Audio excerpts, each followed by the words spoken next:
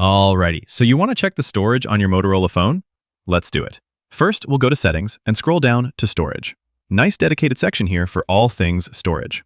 This will show you an overview of your total storage installed on your phone and how much you currently have used. Below that, you'll see how much each category is taking up storage. The ones on top you can tap into. The app storage, for example, you can organize by name or by size. And this would be a good place to come and identify some apps that take up a lot of storage.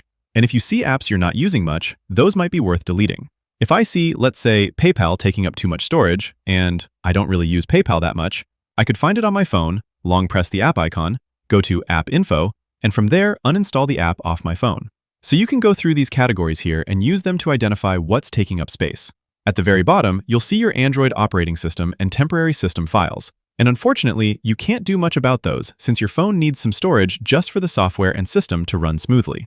But if you're low on storage, focus on the categories you can control. There's also a storage manager that you can turn on. This specifically focuses on photos and videos, and it's smart in a way that not only does it focus on photos and videos that are older, but it also understands what's only available on your internal storage and what's also been backed up to the cloud.